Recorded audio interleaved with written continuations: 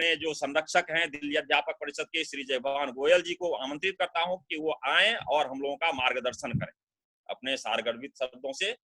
श्री जय भगवान गोयल जी। आप सबका नमस्कार। आज परिचय नहीं हुआ, कौन कौन बैठे हैं अधिकारी, ये जरा परिचय देना चाहिए था। कौन कौन बैठे हैं आज? भाई साहब आप इसके अलावा और ऊपर कोई भी नहीं नजर आया मुझे। नहीं, ऊपर मेरे से ऊपर अध्यक्ष हैं, उनको परिचय देना चाहिए था ना। अध्यक्ष जी की तो अध्यक्षता में हो ही रहा है, ये कहना ही चाहिए। चलिए आज और कौशिक जी नहीं जुड़े आज उनकी मीटिंग है भाई साहब। ठीक है। आज आप सबको नमस्कार। कोरोना युग में ये नया प्रयोग है, घर बैठे आप सबके दर्शन हो रहे हैं और दिल्ली अध्यापक परिषद ये कार्यक्रम बड़ी सुचारू रूप से चला रही है। हमारे कार्यकर्ताओं को बहुत बहुत साधुवाद जिन्होंने ये कार्यक्रम इतना बढ़िया संचालित किया है। दिल्ली अध्यापक परिषद के कार्यकर्ता हम सब हैं, बैठे हैं और ये मेरा सौभाग्य है कि पहली मीटिंग जब हुई थी 1971 में, उसमें मैं था और आज तक आप लोगों ने मुझे अपने साथ जोड़े हुए हैं, ये मेरा सौभाग्य है। दिल्ली अध्यापक परिषद का जैसे बहुत सारे विषय हैं, हमारा ध्येय वाक्य है राष्ट्रहित छात्रित अध्यापक। ये एक इक्विलेटरल ट्रायंगल की भांति है, राष्ट्रहित छात्रित शिक्षक हित। इस पर हम लोग सारी धुरी हमारी चलती है। हम राष्ट्र हित में काम करते हैं, छात्र हित में करते हैं, शिक्षक हित में काम करते हैं। एक दफा मुझे एक डायरेक्टर ने बुलाया, किसी ने, उन्होंने सीधा सीधा पूछा, कहा कि आप जरा मिलना चाहता हूँ, आप आइए। मैं गया। बोले क्या आप लोग आपके संघ वाले हैं आप लोग? आप, मैंने क्या कहना क्या चाहते? बोले नहीं, आप प्रो बीजेपी हैं। मैंने कहा आपने दो बातें कर दी, एक संघ वाले कह दिया, एक बीजेपी कर दिया।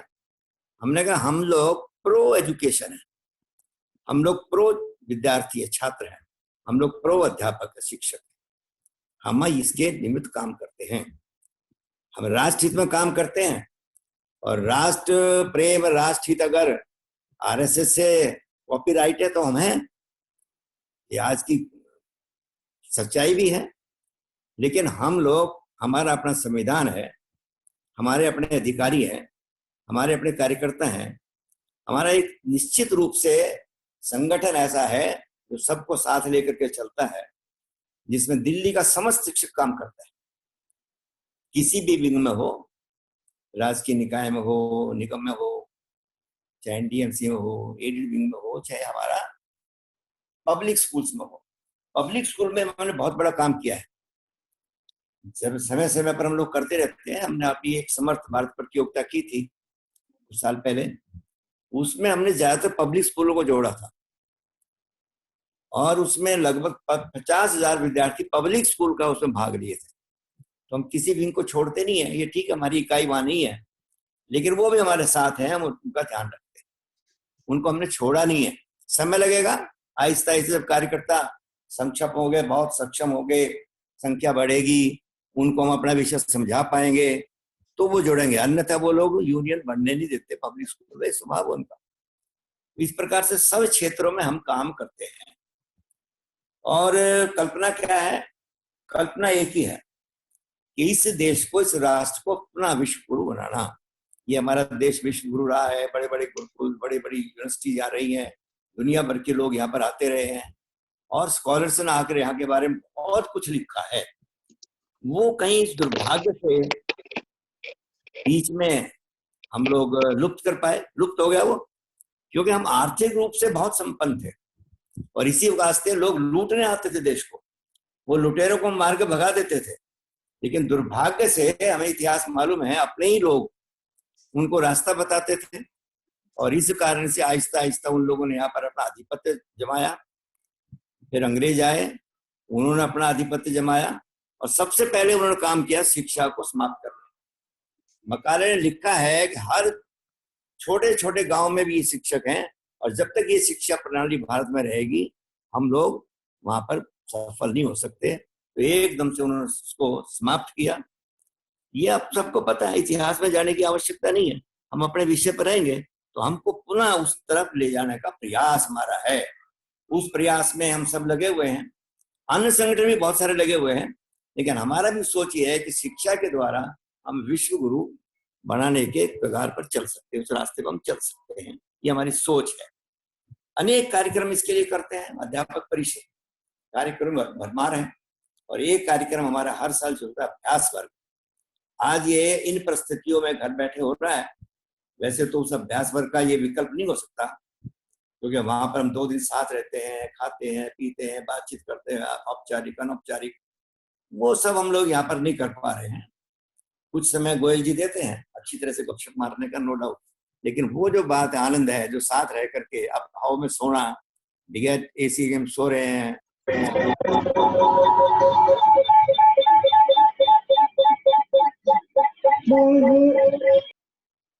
चलिए, तो वो भाव है, लेकिन फिर भी बहुत अच्छा आज की परिस्थिति में कार्यक्रम चल रहा है। अभ्यास वर्ग में हम लोग इनका म्यूट कराओ भैया, कौन है? तो हम लोग बैठे जब बीच में, हम लोग शुरू में, तो हम लोग कुछ विषय तय किए, बहुत सारे विषय निकल कर आए, और उसमें से क्योंकि हमारे पास समय का अभाव था, तो हमने 5 विषय इस तरह के चुने जो आपके सामने आए। पहला विषय हमने लिया था वैचारिक अनुष्ठान, बहुत बढ़िया ढंग से हमारे सामने रखा गया, संगठन का विस्तार और कार्य पद्धति। और उसके बाद हमारा सतत विकास कार्यकर्ता का अध्यक्ष जी ने रखा, बहुत अच्छे ढंग से रखा। फिर आगे हम सेवा कार्य का एक बहुत बढ़िया पालीवाल जी ने रखा। समस्याओं के बारे में एक नई प्रकार से समस्याओं को राजेंद्र गोयल जी ने कल रखा, जिसको हम वास्तव में खोज कह सकते हैं। इस प्रकार से अनेक कार्यक्रम हमारे सामने आए। आज हम लोगों ने ये विषय रखा है कार्यकर्ता। क्यों रखा? क्योंकि जितने भी काम महेंद्र जी ने गिनवाए या अपने पालीवाल जी ने गिनवाए, गोयल जी ने गिनवाए, सारे कार्यक्रमों करने का दायित्व किसका है? वो दायित्व कार्यकर्ता का। कार्यकर्ता हमारी धुरी है। ये हमारा पहचान किससे? कार्यकर्ता से। दिल्ली अध्यापक परिषद की पहचान कार्यकर्ता से। तो कार्यकर्ता एक मुख्य कड़ी है, इसके ऊपर सारा हमारा आधार टिका हुआ है। जैसा हमारा कार्यकर्ता आचरण करेगा, व्यवहार करेगा, उसकी जैसी भूमिका होगी, मनोभूमिका होगी, उसके आधार पर ही हमारी पहचान बनेगी और हमारा कार्य फैलेगा। एक एक कार्यकर्ता को इसमें हम लोग इस प्रकार से चाहते हैं कि वो अपने अंदर का विकास करते हुए, एक एक अध्यापक को जोड़ते हुए, जैसे कल बात आई थी, हर एक टीचर को हमें जोड़ना है। और नॉट ओनली टीचर्स, हमारे संगठन में हमने लिखा हुआ है सारे शिक्षा जगत को हम लोग इसमें मेंबर बना सकते हैं। तो हमें सारे शिक्षा जगत को जोड़ना है। उसमें मैं जब कई दफा जाता हूँ जब मेंबरशिप के लिए, तो मैं डिप्टी डायरेक्टर की पर्ची काट लेता हूँ। मैं कहा आप भी अध्यापक हैं और आपको इससे जुड़ना चाहिए। और ऐसे ऐसे डिप्टी डायरेक्टर में मिले हैं जो हमारे कार्यक्रम में आने के लिए उत्सुक रहते हैं। ये आप लोगों का प्रभाव है, ये कार्यकर्ताओं का प्रभाव है। तो ये हमारे कार्यकर्ता बेस संगठन है, केंद्र बिंदु है। उसकी मनोभूमिका कैसी हो, उसका व्यवहार कैसा हो, उसका आचरण कैसा हो, ये हमको देखना पड़ेगा। बहुत सारी बातें हमारे सामने आती हैं। कार्यकर्ता के श्रेष्ठ व्यवहार से ही हमारा काम फैलता है। हम लोग सेवा भाव से काम करते हैं। एक विषय आता है, एक बड़ा अच्छा श्लोक मैंने पढ़ा था, परोपकाराय फलंति वृक्षा। वृक्ष जो फल देते हैं औरों के लिए देते हैं, खुद नहीं खाते, परोपकार के लिए करते हैं। वृक्ष अपना फल कभी नहीं खाता। मैं एक दफा पढ़ रहा था, एक व्यक्ति बुजुर्ग था, अब बहुत बड़ा है, होगा 70-80 साल का, एक पेड़ लगा रहा था अखरोट का बगीचे में। वहां से एक राजा गुजर रहे थे, उन्होंने पूछा कि भी आप इसके मालिक हो या माली हो? यहाँ बोले जी ये खेत ईश्वर के पास मेरा ही है। तो कह रहे तुम इसमें फिर अखरोट का पेड़ लगा रहे हो, इसका क्या है? ये तो 20 साल बाद फल देगा, आप तो इसके तब तक रहेंगे भी नहीं। बोले देखिए मैं औरों के लगाए हुए फल खा रहा हूँ। ये जो पेड़ जितने लगाए हैं किसी न किसी ने लगाए हैं, और उनके द्वारा जो फल प्राप्त हुआ वो मैं खा रहा हूँ। मेरे द्वारा खाए अगली जनरेशन खाएगी, उसके लिए कौन करेगा? इस प्रकार का भाव मन में कार्यकर्ता के लोगों के आता है श्रेष्ठ लोगों के और आगे जनरेशन के लिए काम करते हैं। तो परोपकार है फलंती वृक्षा, परोपकार है बहंती नदियां। नदियां परोपकार के लिए बहती है, अपना जल खुद नहीं पीती। बस म्यूट हो आप, नाश्ता करके ऑन कर लेना। म्यूट नहीं। आज हम भारत में देखें, जहां जहां से नदियां जाती हैं वहां वहां घनत्व आबादी का सबसे ज्यादा है। हमारी जो जीवन शैली है वो नदियों पर प्रभावित है, नदियों की जगह बसी हुई है, हमको दिखाई देता है। परोपकार है दुहंती गावा, गाय जो दूध देती है परोपकार के लिए देती है, जिससे हमारे शरीर का वर्धन होता है, हमारा ज्ञान वर्धन होता है, हमारा दिमाग तेज होता है, हमारा शरीर हस्तपुष्ट होकर के काम करने के लिए लायक बनता है। तो गाय दूध देती है, गाय अपना दूध कभी नहीं पीती। और लास्ट में आया है परोपकारार्थ मिदम शरीरम, ये परोपकार के लिए ये शरीर हमारा जो है वो भी परोपकार के काम आए, ये भावना हमारे कार्यकर्ताओं में है। इसी भाव से हम लोग काम कर रहे हैं। हमें मालूम है दधीची ने अपनी अस्थियां दान करी थी असुरों का नाश करने के लिए। हमाशाह ने अपना सर्वस्व सारा धन एकत्र किया हुआ महाराणा प्रताप के चरणों में समर्पित किया, जिससे कि आप आगे काम कर सके, ऐसी स्थिति आई थी। ये हमारी दिखलाता है मनोभूमि का, हम परोपकार के लिए काम करने वाले कार्यकर्ता हैं। ये भाव हमें हर एक में जगाना है। हमारी संस्कृति सर्वे भवन्तु सुखिना, ये विचार भी आपको सबको मालूम है। एक और इसमें भाव आता है आत्मवत सर्व सेतु, हम सर्वभूतेषु, हमारा मानव जो है, हम मानव के साथ सारे चराचर प्राणी जगत का सबका विचार करते हैं। हम पर्वतों को भी पूजते हैं, पेड़ों को भी पूजते हैं। कभी बड़मावस्ती शायद कल परसों हमने बड़ों की पूजा की, वृक्षों की। हम शादी ब्याह पर आम के पत्तों की बंदरवाल बना के लगाते हैं, तुलसी माता का हम लोग पूजन करते हैं। और इस प्रकार से हम लोग जड़ चेतन सबका, सब में एक आत्मा है, भगवान वास करता है, इस प्रकार की भावना लेकर के हम काम करते हैं। तो ये हमारा एक सबका आदर करना, ये भूमि मेरी है, ये मातृभूमि मेरी है, इसका एक कण कण मेरे लिए श्रेष्ठ है, ऐसा भाव लेकर हमारा कार्यकर्ता कार्य करता है। मैं एक दफा पढ़ रहा था राजेंद्र बाबू जी के बारे में, हमारे पहले राष्ट्रपति हुए, राष्ट्रपति भवन में वो पूजा कर रहे थे। एक अंग्रेज मित्र उनके मिलने आए, उन्होंने कहा भी मुझे राजेंद्र बाबू से मिलना है। बोले वो पूजा में बैठे, आप बैठिए, कितना समय लगेगा? शायद घंटा 2 घंटा लगेगा। तो बोले इतना समय मेरे पास नहीं है। उनसे पूछ लीजिए, अगर वो कहें तो मैं 1 मिनट मिल लेता हूँ। उनका जाकर के उनसे पूछा गया, उनका यही बुला लो उनको। उनको वहीं बुला लिया पूजा घर में, वो बैठे, थोड़ी देर बातचीत की।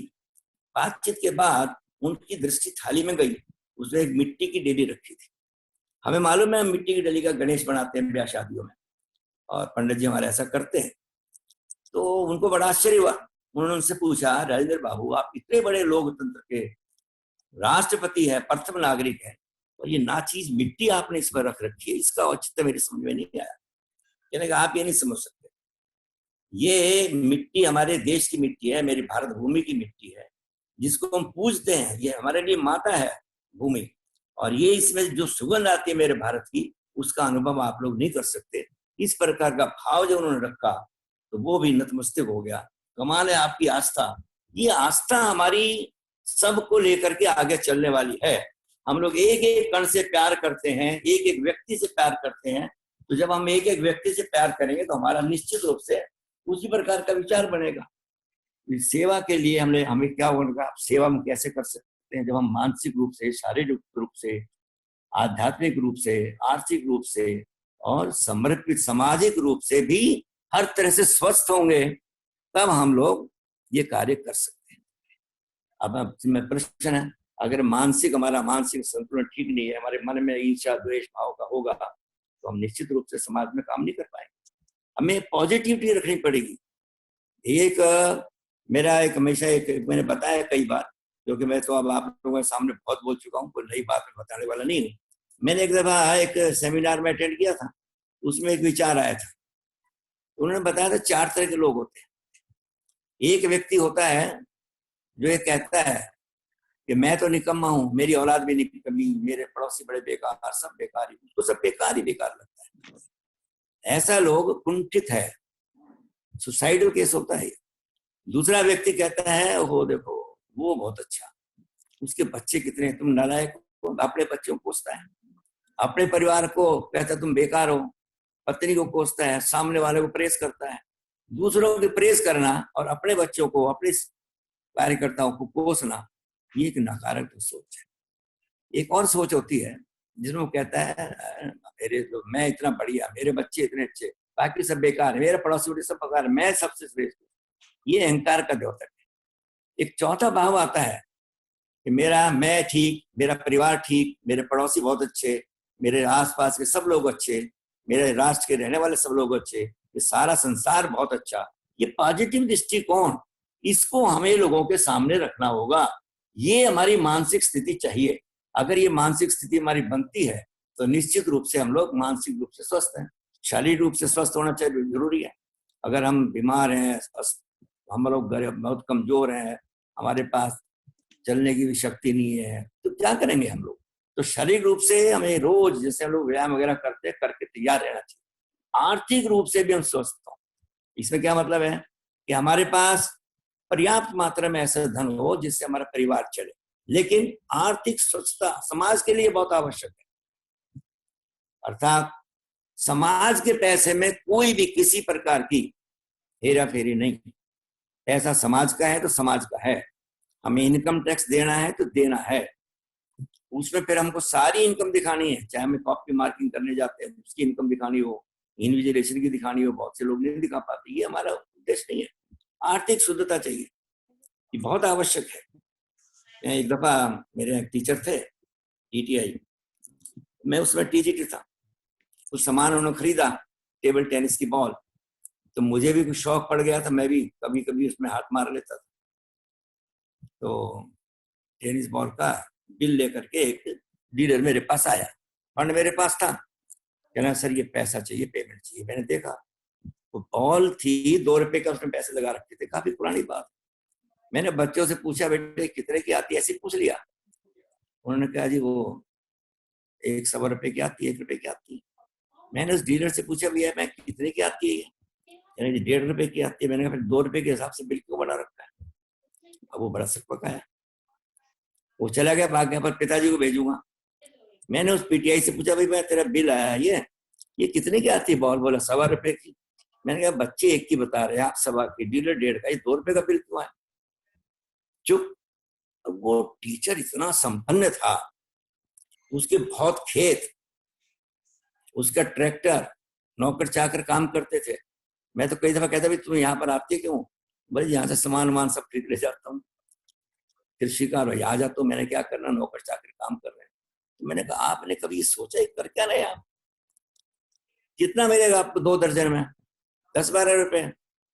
चुप। बोला भाई सब कभी सोचा ही नहीं इस दिशा में हमने, और सब लोग करते, मैंने भी करा। और आज से मैं प्रण लेता हूँ कि सारा सामान मैं स्टोर से खरीदूंगा, सरकारी स्टोर से खरीदूंगा। उसने वो सारा सामान उसके बाद वहां से खरीदा। तो कई दफा हमें ये आर्थिक स्वच्छता चाहिए। हमारे यहाँ पर बड़े कार्यकर्ता हैं, हमारी एक पॉजिटिविटी है, ये हमारा कार्य है, आर्थिक रूप से बिल्कुल ठीक है। ये हमें गर्व की बात है, और ऐसा हमें बाकी लोगों को भी बताना है।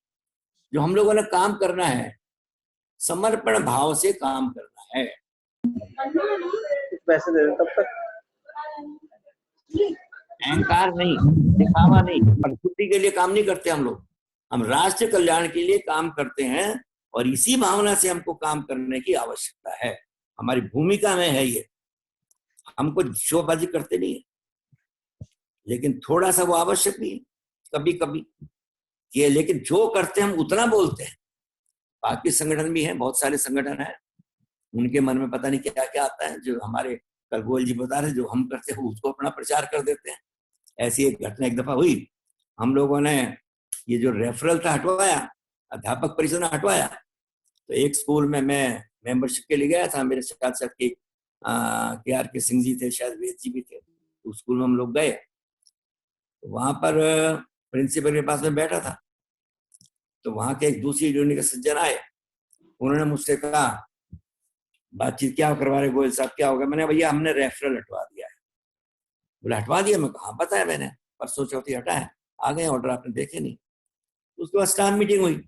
स्टाफ मीटिंग में उसने कहा कि भाई देखो भाई हमने रेफरल हटवा दिया, ये कर दिया, वो कर दिया, बोलने लगे।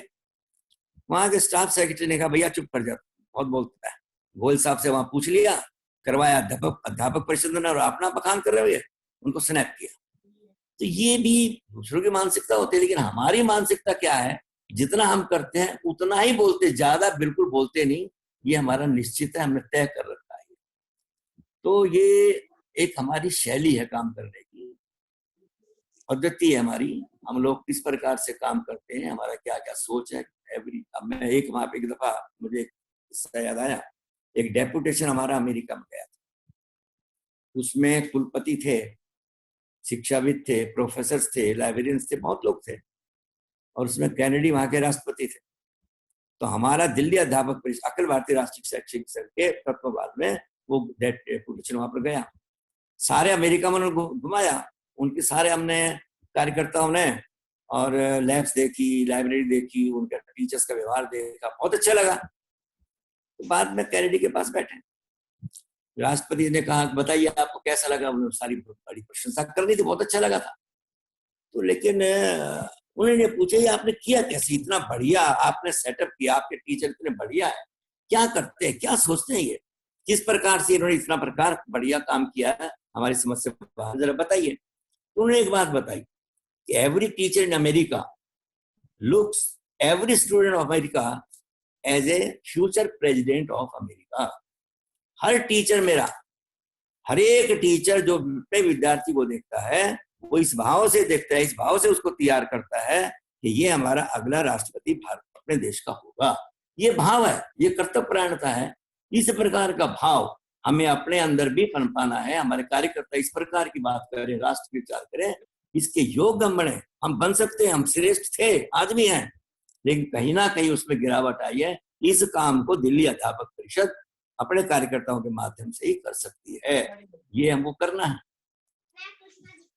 हमारे पास 3 तरह से लोग आते हैं। एक तो भाव से, जो भाव से आते हैं, उनको पता है अभी अच्छा लगा आपका व्यवहार, तो भाव से आते हैं, उनसे प्रेम करिए। दूसरा वो आ सकते हैं अभाव में, अभाव में आते हैं उनकी मदद करेंगे।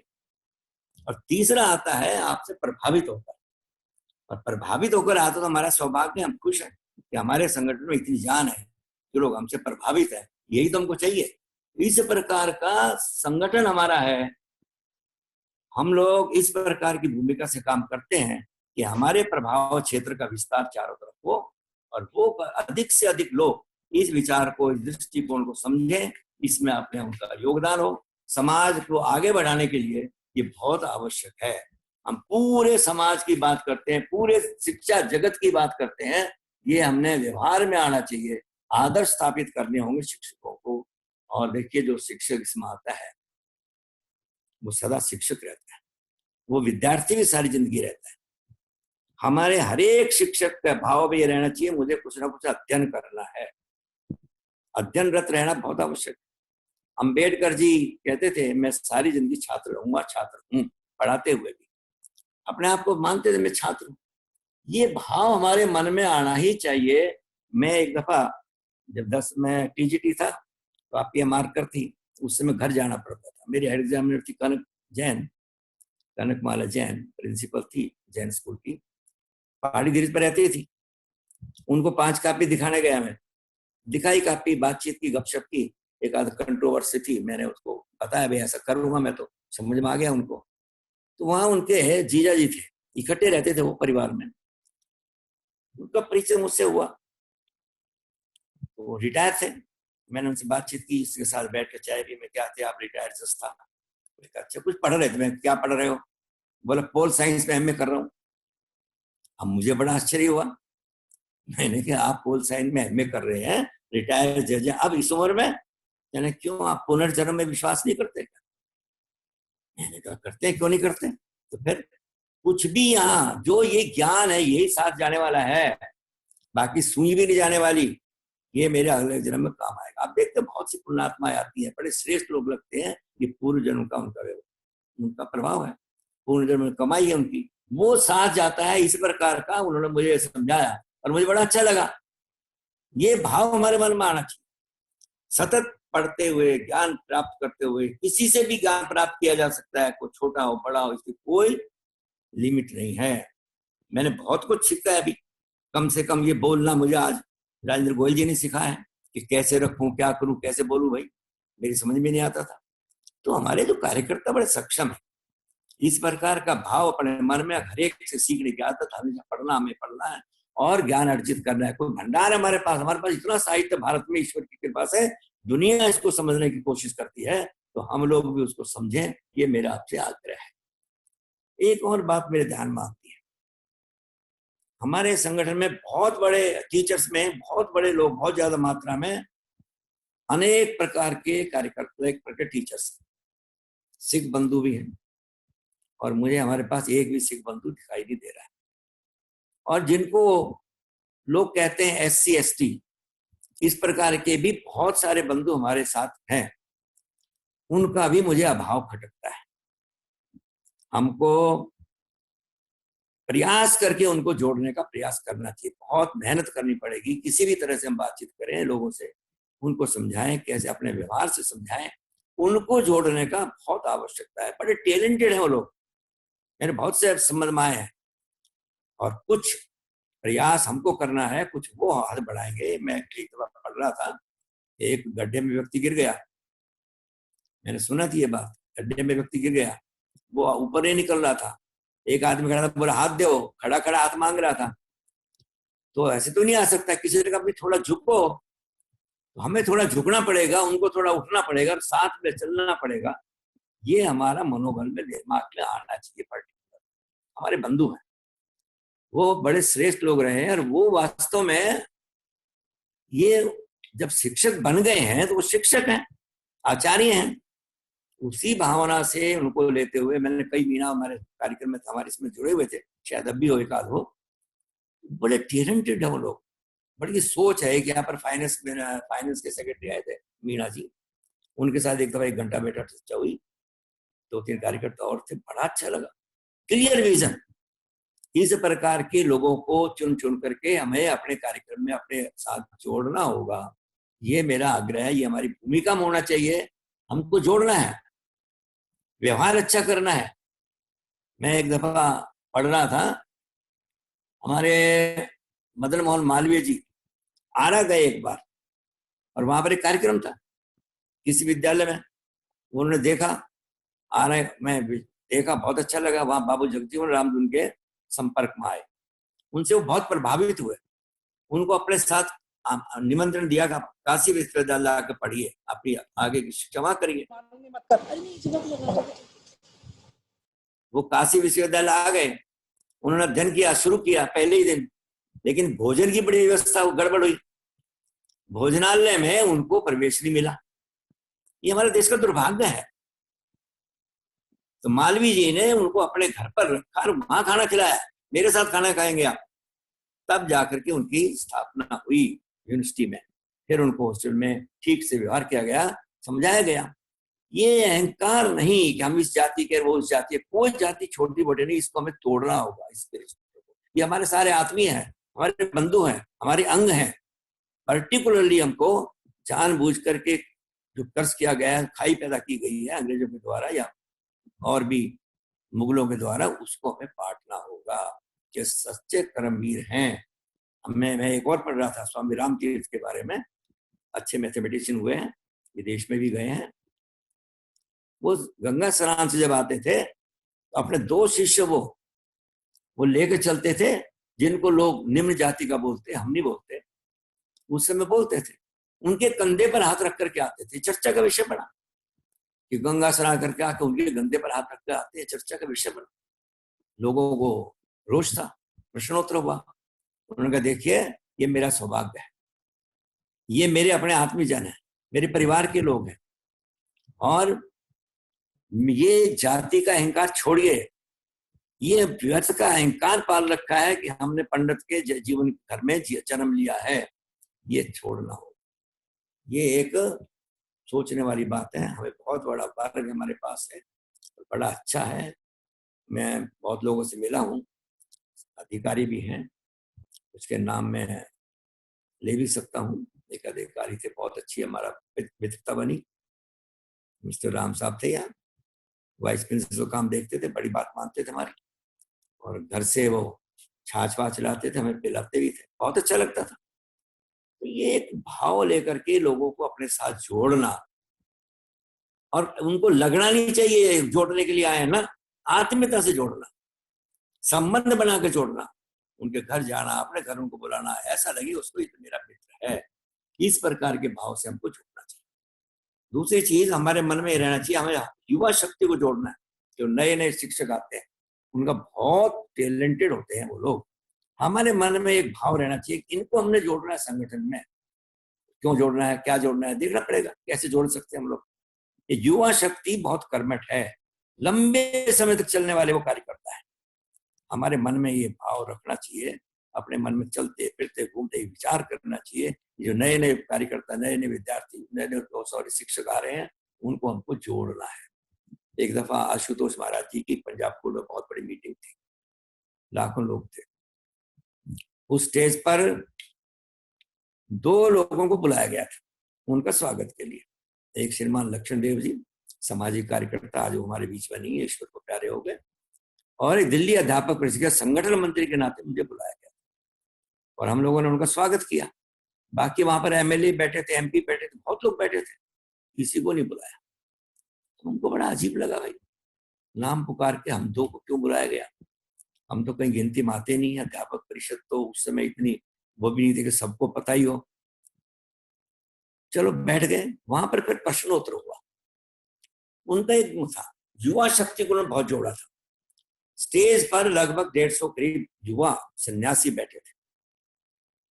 अब उनसे प्रश्नोत्तर में एक प्रश्न पूछा कि महाराज आपने ये युवा, क्योंकि ये जो सन्यास वगैरह की बात है तो बहुत देर में लेते हैं लोग जब उम्र हो जाती है, आपने युवाओं को इसमें जोड़ा, ये क्या रहस्य है? तो उन्होंने बतलाया कि भाई ये युवा शक्ति है, जो युवा शक्ति काम कर सकती है, जिस भूमिका से कर सकती है, जिस लगन से ये काम कर सकती है, हम उसमें नहीं कर पाएंगे। ये हमारी थॉट, और इस वास्ते हमने युवाओं को जोड़ा। इनकी ऊर्जा का बहुत कुछ उपयोग समाज में हो सके, इस कारण से हमको इनको जोड़ना चाहिए। ये हमारा भाव है। अपना संगठन भी इसी प्रकार का है। हमारे सामने लक्ष्य बहुत बड़ा है, उस लक्ष्य को जोड़ने करने पूरा करने के लिए हमको लोगों को जोड़ना होगा, और इस प्रकार के लोगों को जोड़ना होगा। युवा शक्ति को जोड़ना होगा, SC ST के कार्य बंधुओं को, जो कहते हैं लोग हम नहीं मानते, उनको जोड़ना होगा। सिख बंधु हैं उनको जोड़ना होगा, और बहनों को जोड़ना होगा। 70%, ये बात पहले भी आई है, हमारे महामंत्री जी ने जिक्र किया है, 70% महिलाएं हैं टीचर्स, और उनको हम जोड़ नहीं पा रहे हैं। ये हमको देखना पड़ेगा कैसे जोड़ा जाए। उनको जोड़ने के लिए कुछ लोग निश्चित रूप से इसमें लगे, क्योंकि 5वीं तक तो इनका बड़ा, जो महिलाएं पढ़ाती हैं वो बड़े प्यार से पढ़ाती है, बच्चों को अपना बच्चा मान करके मातृ भाव से पढ़ाती है। इस प्रकार से उनका जो भाव है बड़ा उच्च है। और कुछ जगह जाने का मुझे मौका मिला दीपक जी के साथ, प्राइमरी स्कूलों में, निगम के में, बहुत अच्छा लगा जब उनसे मैं बातचीत करता हूँ, मिला, क्योंकि ज्यादातर महिलाएं हैं। जब उनसे बातचीत करी हम लोगों ने, बहुत अच्छा लगा। ये एक मन में लाए हम लोग, उनको अधिक से अधिक जोड़ें। जिस दिन वो मातृशक्ति हमारे साथ जुड़ गई तो वो हमको श्रेष्ठतम हमारा संगठन होगा। ये सारे लोग अगर उसमें जुड़ गए तो बहुत अच्छा हमारे को एक काम करने का केंद्र मिलेगा। हमारी मनोभूमिका भी चाहिए। जैसे अभी एक दफा अध्यक्ष जी ने कहा था कि हम केंद्रित लोग हैं, केंद्र में बैठे हम लोग हैं, कुछ निकटस्थ है। तो हमारा भाव क्या है कि निकटस्थ को केंद्र में लाना है किसी भी तरह से। जो तटस्थ है उनको निकट लाना, निकटस्थ लाना है। और जो हमारे को देखो विरोधी कोई नहीं है, वो दूरस्थ बोलते हैं उनको, जो दूरस्थ है उनको तटस्थ बनाना है। ये हमारी प्रक्रिया, ये हमारा मनोभाव है। ये आहिस्ता आहिस्ता सबको इस प्रकार से जोड़ते जोड़ते बीच में लाना, केंद्र में लाना। हमारे पास बहुत कुछ है, बड़ा काम करने का है। और कार्यकर्ता को जब काम करना है तो अपने संगठन में अटूट विश्वास, अटूट श्रद्धा, भक्ति भाव से हम लोग जुड़े, मानव कल्याण के लिए हम जुड़े हुए हैं, इसको मन में बैठाना होगा। संगठन से जुड़े हैं तो कुछ लेने की इच्छा नहीं, देने की इच्छा, मिलेगा स्वतः, जो कुछ मिलेगा ठीक है। हम जो पूजा करते हैं भगवान की, ज्यादातर हम क्या करते हैं, मांगने जाते हैं। हर उसमें हम देखते हैं ये दो और वो दो, जब पूजा करते हैं कोई भी व्यक्ति जाता है क्या, प्रसाद बांटूंगा, ये हो गया, बड़ा विचित्र लगता है। हम कभी कभी मंदिर में जाएं, बिना कोई इच्छा के जाएं, केवल भक्ति के लिए जाएं, केवल भाव लेकर के जाएं। संगठन में भाव लेकर आना चाहिए, ये संगठन मेरा है, और ऐसा मन बनाना चाहिए। मिलेगा जो मिलेगा, नहीं मिलेगा नहीं, उसकी इच्छा नहीं। मैं जहां हूं, जिस स्थिति में काम करूंगा, देने की कोई इच्छा नहीं, भगवान से कोई मांगने की इच्छा नहीं। हमें पता है स्वामी विवेकानंद जी के बारे में, वो बहुत अभावग्रस्त थे। कभी कभी घर में देखते थे आके माता जी के लिए पर्याप्त, एक ही के लिए भोजन पर्याप्त है, तो कहते थे भाई माता जी मेरा निमंत्रण है, मैं बाहर जा, ताकि माता भूखी ना रहे। और बाहर जाके थोड़ी देर घूम फिर के पानी पी के घर आके सो जाते थे। बड़ा भावग्रस्त जीवन था, बड़े परेशान भी थे। एक दफा उन्होंने गुरु जी से कहा, गुरु जी आपको तो साक्षात काली के दर्शन होते हैं, कुछ मेरे लिए मांग लो, आप तो कुछ कर सकते हैं ना ऐसा। कि ना ठीक है, आप ध्यान में बैठिए, आपको आज माता के दर्शन होंगे, काली माँ के आज दर्शन होंगे, रामकृष्ण परमहंस ने कहा। और वो बैठ गए और मांग लेना। वो बैठे पूजा में, माता आई, दर्शन दिए, और दर्शन लेकर भाव विभोर हो गए, आंखों में आंसू, श्रद्धा भाव से नतमस्तक हो गए। पूजा समाप्त, बाहर आए, स्वामी ने पूछा आपने मांग लिया? बोले मां से मांगना, मैं तो अपनी सुदबुद्धि खो गया उस समय। इतना अच्छा भाव मन में आया, इतनी अच्छी ज्योति दिखाई दी, श्रेष्ठ भाव, मैं तो गदगद हो गया। कुछ मांगने का प्रश्न ही नहीं था, सोच में ही नहीं आया, विचार में ही नहीं आया। और माँ को खुद नहीं पता है, वो सब मेरी स्थिति जानती है। तो संगठन भी सब आपकी स्थिति जानता है, किस कार्यकर्ता को किस चीज की आवश्यकता है, संगठन जानता है। हम कुछ इच्छा नहीं रखेंगे, लेकिन संगठन में काम करेंगे। संगठन के ऊपर छोड़ो क्या कर रहा है क्या नहीं कर रहा है, उनके पास बहुत कुछ है, ये हम करने के लिए तैयार हैं। ऐसा मन में भाव हमारा अध्यापक को आना चाहिए। अध्यापक को केवल काम के लिए काम करना है, ये मेरे थॉट है। बहुत सारी बातें हम लोग कर सकते हैं। हमारा अपने स्टाफ के प्रति कैसा व्यवहार हो, हमारे मन में भूमिका कैसी हो, क्या हमारा स्टाफ सारा जो मैं कहता हूं उसको ओन करता है, उसको समझता है क्या, मेरा मजाक तो नहीं उड़ाता। छात्रों में मेरा कैसी भूमिका है। मेरे एक टीचर थे, आजकल वो बड़े अधिकारी हो गए, तो मैं मिल गया ओल्ड सेक्टर में, बातचीत होती, कह रही गपशप मार रहे थे। कह रहे भाई साहब माफ करना, एक बात कहूंगा गोयल जी, मैं क्या टीचर काम नहीं करता। मैंने कहा भाई साहब आप टीचर थे ना? मैंने कहा आपकी हर क्लास में मुझे जाकर के बच्चों को शांत कराना पड़ता था। चुप, क्योंकि मेरे साथ टीचर थे, मेरे यहाँ पीजीटी थे। अब उनकी क्लास में जाकर के इतना शोर होता था। मैंने कहा वो दिन भूल गए आप, और आप टीचर थे, मैं आपको श्रेष्ठ, आपको मैंने आउटस्टैंडिंग भी दी, क्योंकि आप 11वीं 12वीं का रिजल्ट बहुत गजब का देते थे, भक्ति भाव से पढ़ाते। वो बच्चे उदंड थे, तो उसमें हम क्या करें, उनको ठीक करना मेरी जिम्मेवारी थी। तो ये मत समझो टीचर काम नहीं करता, ये एक मनोभावना बन गई है लोगों की कि टीचर काम नहीं करता। बस अजीब स्थिति है। एक दफा मैं ओल्ड सेक्टर खड़ा था, एक ईओ वगैरह, डिप्टी डायरेक्टर वगैरह निकले वहां से। मैंने कहा सर कहाँ जा रहे हो? बड़ी फुर्ती में निकले डायरेक्टर साहब कमरे से। मैंने कहाँ जा रहे हो? क्या रेड पर जा रहे हो? मैं कहा आपका ट्रांसफर होगा। बोले क्या मतलब? मैं कहा आप इनकम टैक्स में चले गए, सेल टैक्स में चले गए, क्योंकि रेड तो वहीं होती है। क्या कर रहे हैं आप? शब्द बड़े ठीक करिए आप। हम ऐसे कह सकते हैं अगर हमारे अंदर मॉरल है तो।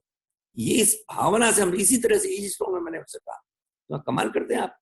भाव ठीक करिए अपना। आप विद्यालय में जा रहे निरीक्षण के लिए और जा रहे बेटरमेंट के लिए। कल इसका जिक्र मैं अपने महामंत्री जी ने किया था। हम किस भाव से जा रहे हैं, ठीक भाव लेकर जाओ वहां पर। आप जाके जाओ सुधारात्मक, एक मॉडल लेक्चर देना वहां पर, आप दिखाना भैया ऐसे पढ़ाओ, तब तो आपका जाना अच्छा बनता है। आप रेड के लिए जा रहे हो, बड़ी शर्म की बात है। आप अध्यापक रहे कि नहीं रहे? उनके ध्यान में आई, बोले बोले सब सॉरी गलती हो गया और मैं अब इस चीज का ध्यान रखूंगा। ये हमारा सोचने की बात है, विचार करना चाहिए। इसी तरह से हमको अपने बच्चों से, अपने टीचर से, अपने अधिकारियों से कैसा अपनी भूमिका, अधिकारियों के साथ नम्र व्यवहार। हम लोग बहुत रिस्पेक्ट करते हैं अधिकारियों को। एक दफा मेरे को डायरेक्टर ने पूछा, गोयल साहब ने कहा, ये आप में और अन्य संगठन में अंतर क्या है? मैंने कहा जी बताया हमने, वैसे ऐसे कार्यक्रम करते हैं, ये करते वो नहीं करते, हमारा राष्ट्रीय विचार है, हम कर्तव्य दिवस के कार्यक्रम, गुरु बंदन कार्यक्रम सारे बताए मैंने। तसल्ली नहीं हुई। मैं ये तो कोई बात नहीं, मैं एक चीज बताऊं फिर मैं आपको, मैं क्या, मैंने कहा ऐसे नहीं करते। एक मुक्का मैंने हल्का सा मारा, मैं कहा ये संगठन ऐसे नहीं करता, आपसे बात करता है, चर्चा करता है, हम आपको कन्विंस करते हैं, अगर आप कन्विंस हो गए तो हमारा काम मान करते हैं, आप कन्विंस नहीं होते नहीं करते, हम दोबारा कन्विंस करेंगे। हमारी ये थोड़ी, हमारे विचार अलग है, हमारी संस्कृति अलग है, और बात तो ठीक है। एक दफा एक नए डायरेक्टर आए, हम लोग उनसे बातचीत करने गए, कहना भाई साहब कितने संगठन है यहाँ? मैं कहा कई हैं, किससे बात करूं? मैं सबसे करनी पड़ेगी। ये हम तो कहते नहीं, हम ही है, अन्य संगठन भी है, आप उनसे सबसे बात करिए, और जिनकी सबकी अच्छी बात लगती है उसको मानिए, आप औरों को समझाइए, ये आपका दायित्व बनता है। चुप, इसके पास कोई जवाब नहीं। तो हम लोगों को केवल हम है ये अहंकार नहीं, अन्य संगठन भी है, उनकी भूमिका भी है, वो काम कर रहे हैं, अच्छा काम कर रहे हैं। हमारे बहुत सारे कार्यकर्ता अन्य संगठनों में है, जो हमारे साथ जिनकी महत्वाकांक्षाएं थी वो दूसरे संगठनों में चले गए, जाए कोई बात नहीं, लेकिन अच्छा काम करेंगे, कोई दिक्कत थोड़े ना उसमें, करने दो उनको। तो ये हमारा थॉट, विचार करना बहुत आवश्यक है कि हम लोग क्या लेकर चले हैं, किस भाव से चले हैं, किस विस्तार क्या विस्तार हमने करना है समाज में, ये हमारा एक दृष्टिकोण हमको अपने व्यवहार से लोगों में स्थापित करना चाहिए।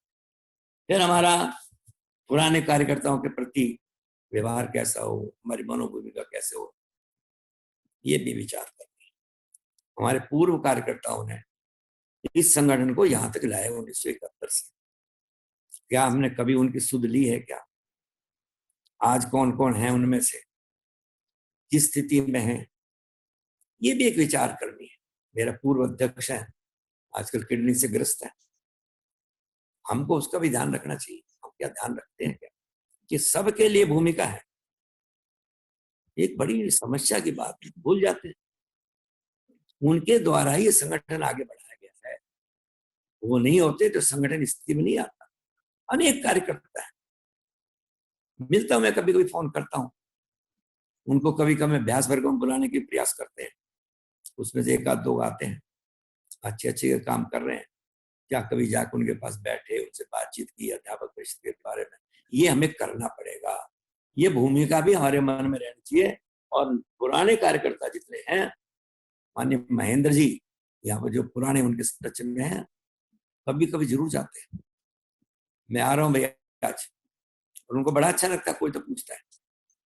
ये की भावना भी हमको चाहिए। बहुत सारे कार्यकर्ता ये हम गांठ बांध नहीं करना है। फिर हमारे जो नए अपने कार्यकर्ता है, उनके बारे में हमारे मन की स्थिति कैसी होनी चाहिए? नए नए कार्यकर्ता आते हैं, जुड़ते हैं, उनको अभी पूरी भूमिका नहीं पता, आहिस्ते आहिस्ते सीख रहे हैं, तो उनके प्रति नम्रता का भाव, उनको हमने साथ लेना है, अपने पास जो कुछ है उनमें डालना है और उनको आगे बढ़ाना है। हमारे पास एक चीज कही जाती है कि हमारे विचार में हम कुछ करना है, 3 साल बाद हमारा इलेक्शन होता है, क्या मैं अपनी जगह नया कार्यकर्ता हमारे पास है क्या, मैं बता सकूं इसको रख लो, ये अध्यक्ष बनने लायक है मेरी जगह, ये महामंत्री बनने लायक है, ये मंत्री बनने लायक है, कोषाध्यक्ष बनने लायक है। ये भाव भी हमारे मन में आना चाहिए। इसके बारे में हमको विचार करना चाहिए कि हमको कैसे लोग तैयार करते हैं अपने से श्रेष्ठ, और मैं इसमें सफल हुआ ईश्वर की कृपा से। आज हमारे कार्यकर्ता ऊपर के मुझसे बहुत श्रेष्ठ है, हालांकि कोई मानता नहीं है।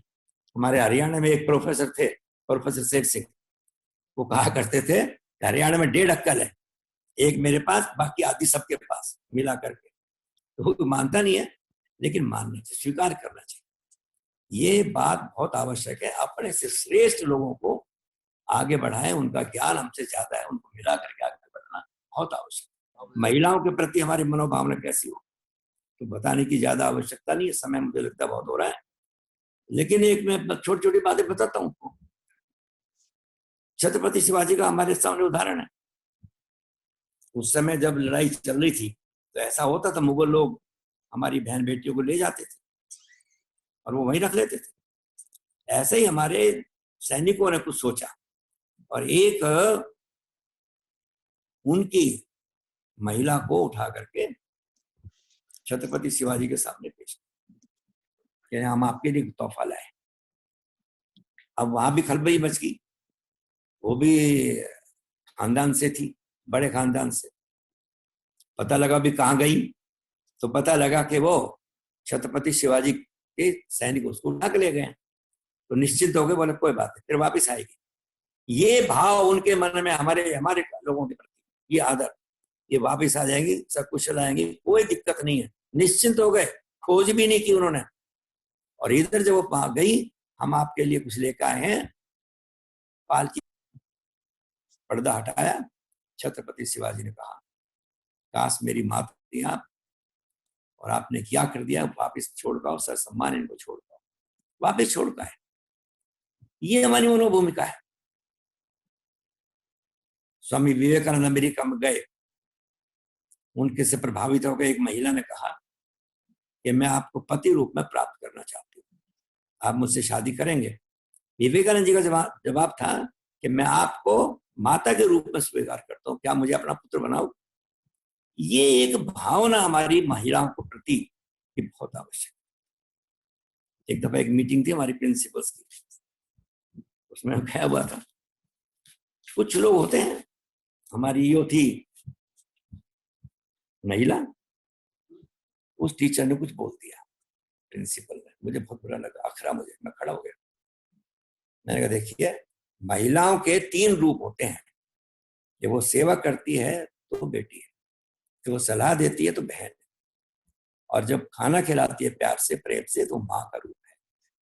उन्होंने कहा एक चौथा रूप भी होता है, मैं कहा वो अपवाद है, उसमें भी 4 रूप है, उसमें भी वही देखना चाहिए। जब हमें सलाह देती है तो हमारे बहन का काम करती है, जब वो हमारी सेवा करती है बेटिया काम करती है, खाना खिलाती बड़े प्रेम से माता का रूप है उसमें, और जब हमारी संतति उत्तर परिवार बढ़ाना है तो हमारी पत्नी है। इस भाव से आदर से हमको हर एक को देखना चाहिए, ये हमारे संगठन की पहचान है। हमारे लोग कहते हैं, बहुत से लोग, कहाँ जा रही हो भाई आप? नए नए जब गए, बोले वो अध्यापक परिषद, बोले कौन है वहां? भाई नाम बताया 2-4 का, अच्छा अच्छा जाओ, कोई दिक्कत, हम निश्चिंत हैं। ये भाव अधिक से अधिक हमारे कार्यकर्ताओं में आएगा, महिलाओं के प्रति दृष्टिकोण हमारा ठीक हो, ये बहुत आवश्यक है। हर एक मनोभूमिका हर एक के बारे में अलग अलग है। अधिकारियों के प्रति मैंने कहा नम्रता का व्यवहार, सम्मान का व्यवहार उनके साथ हमें करना चाहिए। अन्य संगठनों के प्रति हमारी कैसी सोच हो, ये बहुत आवश्यक है। अनेक संगठन काम करते हैं, हमारी क्या सोच है? कोई हमारी उनसे प्रतिस्पर्धा नहीं है। कई दफा मेरे पास एक आध फोन आता है, जब मैं अध्यक्ष के रूप में काम कर रहा था, अब तो गोयल जी के पास जाता होगा या वेद जी के पास जाता होगा, तो भाई साहब वो संगठन ये कर रहे हैं, हम भी कर लें। तब मुझे जरा बुरा लगता है, भाई वो संगठन क्या कर रहा है वो हम करें, आप पहले करते इसको, मुझे अच्छा लगता, बहुत अच्छा काम है, लेकिन वो कर रहे इस वास्ते हम कर ले, ये मेरे को रुचिकर लगा नहीं। हमारी सोच में पहले आना चाहिए, हम ये काम करेंगे। हम बड़े बड़े काम करते, वो करते हैं क्या? हम तो चाहते हैं वो करते बहुत दिवस कार्यक्रम करें, हम ये चाहते हैं वो भी अभ्यास वर्क करें, करके दिखाएं। मेरे को एक अधिकारी ने कहा, डिप्टी डायरेक्टर ने, कि गोयल साहब ने कहा, हम बैठे थे चीफ सेक्रेटरी के यहाँ बाहर सोफे पे, दोनों ही बैठे थे, उनके पास गए हुए थे, मैं लेकर के विषय को, तो उन्होंने कहा कि वो आपका जो ड्राफ्ट होता है, आपकी चिट्ठी होती है, उसको हमारे क्लर्कों से अन्य संगठन के लोग ले जाते हैं और अपने पैड पर लिख के दे जाते हैं। मैंने कहा तो अच्छी बात है। मैंने कहा हमारे क्या अध्यापक परिषद कुछ नहीं है, ये अध्यापकों का और विद्यार्थियों के भलाई के लिए कुछ बिंदु हम लोग आपको देते हैं, और वो सब उसको मानते हैं तो बड़ी अच्छी बात है, आप भी मान लो, झगड़ा खत्म, चुप हो गई। कमाल ये लोग। और दूसरा उदाहरण देता हूं, एक मीटिंग हो रही थी हमारी कैशलेस पर, मेडिकल पर विचार चल रहा था, उसमें डायरेक्टर थी हेल्थ की, हमारे यहाँ की अधिकारी कट्टे डायरेक्टरेट में थी, हमारी 3-4 यूनियन सबको बुला रखा था, हम भी उसमें थे। एक अध्यक्ष ने कहा कि अध्यापक परिषद को क्यों बुलाया? बड़ा विचित्र लगा। वो हमारा ही नाम लेकर जीते हैं, उन्होंने हमारे नाम का पर्चा, हमारे काम को पता है, हमने ये किया वो किया, हमें किया, और उस कारण से वो जीत गए। हम चुने हुए हैं और किसी संगठन के बारे में नहीं बोला। संगठन और भी थे, अध्यापक परिषद नाम लिया, ये उसका दुर्भाग्य था। डायरेक्टर ने कहा ये फाइल ही अध्यापक परिषद की, जिस पर चर्चा करने के लिए बैठे हुए, चुप हो गए। अपना जो काम है, बाकी लोगों को क्या करते हैं क्या बोलते हैं इसका विचार नहीं करना, हमें अपना काम करना है। हमारे काम की जितनी आपकी पकड़ है, जितना आप कर रहे हो, जो आप करते हो, समाज में उसका इम्पैक्ट है, और ऐसा कोई संगठन कर नहीं सकता, ये निश्चित रूप से। कितनी हमारी करे और अच्छा बात करे, तो हम तो चाहते हैं इस सब चीजों को अपनाए वो। इस तरह हमारा परिवार के प्रति भी हमारी मनोभूमिका कैसी है, ये भी हमारा विचार। कई दफा हम परिवार को इग्नोर कर देते हैं, वो हमें सहन नहीं है। परिवार है तो हम हैं, हम परिवार के कारण ही घर छोड़ सकते हैं भाई साहब।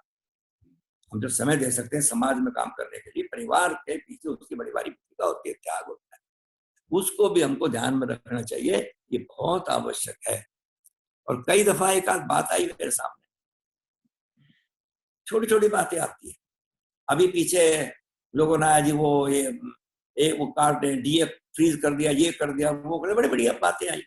संगठन ने विचार किया और हमने चिट्ठी लिखी, हमने एक ओपन लेटर लिखा, अध्यक्ष जी ने, महामंत्री जी ने विचार करके, और ये लेटर हमने ड्राफ्ट किया। इस संकट की घड़ी में समाज सारा सरकार के साथ, और हम इसको स्वीकार करते हैं कि हमारा फ्रीज हो गया डीए। एक संगठन है, उसके अधिकारी कार्यकर्ता का फोन आया, कोई साहब ये हो गया, क्या करें? मैं अभी हमने इसकी प्रशंसा की, हम इसके हक में हैं, चुप हो गए वो। तो हमारा कहना ये है कि हमको तुरंत इस बात पर एक्शन लेकर, हमें गर्व इस बात का कि हम इस तरह की बातें करते हैं। 15-15 मिनट समय बढ़ गया। एक दफा बात आई, मेरे पास फोन आया, भाई साहब समय बढ़ गया। मैं क्या हो गया? 15 मिनट सुबह, 15 मिनट शाम को बढ़ गया, आधा घंटा बढ़ गया। मैंने कहा आप स्कूल जाते थे, इवनिंग शिफ्ट के हो? बोले हाँ। मैं क्या टाइम बढ़ते थे? 12:30। मैं कहा वो तो 12:45 बुला रही है सरकार, 12:30 जाते थे आप? 12:30 क्यों जाते थे? 12:45 जाओ ना। कमाल की बात है, 15 मिनट अगर समय नहीं बढ़ेगा तो आप 1 बजे स्कूल लगाएंगे कैसे? 1 बजे स्कूल लगना है तो हमको टीचर भी घुस रहे हैं, बच्चे भी घुस रहे हैं, धड़ाधड़ ये मारा मारी। 1 बजे अगर स्कूल कैसे लगेगा? मेरे को छत्तीसगढ़ में जाना होगा, एक सेंट्रल स्कूल में। हमारे कार्यकर्ता, हमारे अध्यापक के थे, वो वहां पर प्रिंसिपल है, उनको बड़ा आग्रह था, मैं आ रहा हूँ। मैं गया, पत्नी से गया, 1 हफ्ता वहां रुका, विद्यालय में लेके मुझे एक दिन वहां का मैंने दृश्य देखा। 7:30 का उनका समय था, और जब 7:30 बजे, उससे पहले सारे बच्चे, सारे टीचर थे, हाजिरी हो गई, और सारी लाइन लग करके ग्राउंड में प्रेयर के लिए सज्ज हो गई। ठीक 7:30 बजे बच्चे ने सावधान बोला प्रेयर के लिए। 7:30 बजे एग्जैक्ट वो स्कूल का टाइम है। मुझसे पहले बच्चों को आना ही चाहिए, क्लासरूम में जाना चाहिए, हाजिरी हो, लाइन में बच्चे आए। ये मैंने वहां दृश्य देखा, और उन्होंने मुझे बताया था कि सारा हमारा कार्यक्रम 20 मिनट का होना है, उसके बाद हमारा आज एग्जाम भी है। उसी 20 मिनट में उन्होंने मैनेज किया, प्रार्थना भी हुई, आज का विचार ये भी आया। उसके बाद एक पुस्तक हफ्ते में प्रिस्क्राइब करते थे, जिसके बारे में कुछ ना कुछ उनको बोलना, वो भी प्रिस्क्राइब की गई। मेरा परिचय भी कराया गया, मैं उसमें कुछ बोला भी, मेरा धन्यवाद भी किया। पूरा 20 मिनट में काम निपट गया। इस प्रकार की भूमिका हमारे कार्यकर्ता कर सकते हैं, यहाँ भी कर सकते हैं। क्या हम ऐसा कर सकते हैं 1:15 बजे आगे तो बच्चे अंदर हो, सब कुछ प्रेयर हो जाए? ये मैंने करके देखा, अपने स्कूलों में करके देखा, इन्हीं गवर्नमेंट स्कूलों में। तो मेरा आग्रह है, ये भी हमको सोचना चाहिए। छुट्टी हो रही है, 15 मिनट हम रुक के जाए, बच्चे सारे निकल जाए, शांति से चले जाए, फिर हम जाए। जाने टीचर भी, बच्चे भी, किसी को पैर लग गया, टीचर गिर गया, ऐसा मैंने दृश्य देखे हैं। भगदड़ मस्ती है, दस्तखत करते थे उस समय, और फटाफट पन्ना फट जाता था। ये 15 मिनट बाद हमको मारती भूमिका होनी चाहिए। हम शिक्षा के लिए आए, हमारा समर्पण है, विचार क्या कर रहे हैं, हम करना क्या चाहते हैं, वो भूमिका हमें निर्माण करनी है। हर एक अध्यापक में बहुत आवश्यक है ये, ऐसा मैं सोचता हूँ। हम लोग हटकर काम करने वाले व्यक्ति हैं, कई दफा कार्यकर्ता कहते हैं अब जी समय ही नहीं होता, आपने इतनी बातें बता दी, कैसे करें, ये तो संभव नहीं है, समय नहीं होता जी। तो इसके लिए मुझे एक बात करनी है। एक व्यक्ति ने, शहर का रहने वाला था, घोड़ी खरीदी, घोड़ा खरीदा और गांव में रहता था, गांव का था, शहर में आके रहने लगा। घोड़ा गांव का ही था, वो शहर का था, गांव का था नहीं, गांव का माहौल देखा नहीं। तो उसके मन में आया अपने घर चलता हूँ, काफी दूर था, घोड़े पे चल पड़ा। रास्ते में उसको प्यास लगी, घोड़ी को, उनका पानी पिलाते इसको, एक रहट पर ले गए, पानी पिए तो ठक हो जाए। आपने रहट किसी ने, पता नहीं किसने देखा होगा, जब वो चलता है तो खट खट खट की आवाज आती है, टक टक होता है, टक टक, और बिदक जाए, उसे पहले कभी सुना ही था। तो पानी पिए नहीं। उसने कहा किसान से, भैया इस ठक ठक को रोको, मेरे को पानी पिलाना है घोड़े को। कहने लगा अच्छा जी। उसने ठक रोक दी, पानी आना बंद हो गया। जब तक ठक नहीं होगी रहट से पानी नहीं आएगा। अब उसने फिर चलाया, फिर ठक ठक, घोड़ा पीछे हटा। बोला भैया पानी पिलाना है, इसी ठक ठक से ही आपको आदत डालनी होगी। आपको संगठन में काम करना है, हमें संगठन में काम करना है। इसी परिवार, स्कूल का भी काम करते हुए, परिवार का भी करते हुए, समाज का भी करते हुए समय निकाल, हमारा मनोभूमिका ऐसी बनेगी तो समय निकाल सकते हैं, काम कर सकते हैं। और इतने सारे काम हैं तो ये संगठन के बगैर हो नहीं सकते। एक व्यक्ति में सारे गुण नहीं होते, संभव ही नहीं है। हम सबको मिलकर के एक संगठन इस वास्ते हमने बनाया है। इस संगठन की भूमिका है, भगवान कृष्ण ने कह दिया था, पहले भगवान राम ने संगठन की रचना की थी। हमको मालूम है सबसे पहला संगठन भगवान राम ने खड़ा किया और रावण का वध किया। नल नील के बगैर वो कोई बांध ही नहीं सकता था, तो संगठन में उनकी आवश्यकता है।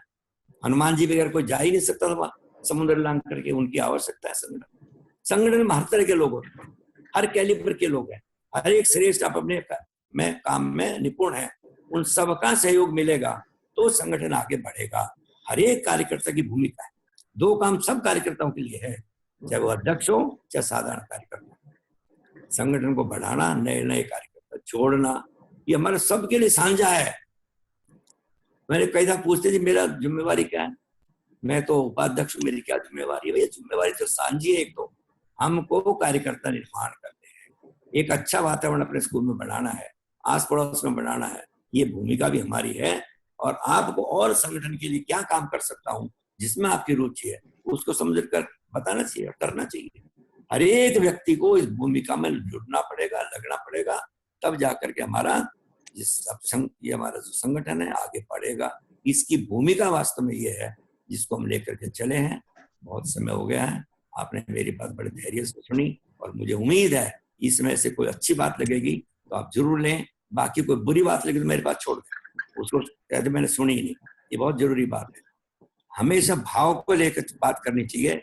जो मेरा भाव था मैंने आपके सामने प्रकट किया है, बहुत दिनों से करता रहा हूँ। कोई आनंद आया होगा नहीं आया होगा मुझे नहीं मालूम, बार बार बार मेरे को सुना आप लोगों ने, कब तक सुनोगे? ये भी एक प्रॉब्लम रहती है हमारे सामने। फिर भी मैं अपनी बात रखी आपके सामने और आपसे आशा करता हूँ संगठन की वृद्धि आप लोगों के नेतृत्व में, आप लोगों के कर्मठ कार्यकर्ताओं के माध्यम से बहुत ऊंचे जाएगा, जिसकी हमने कल्पना की है। धन्यवाद, आभार।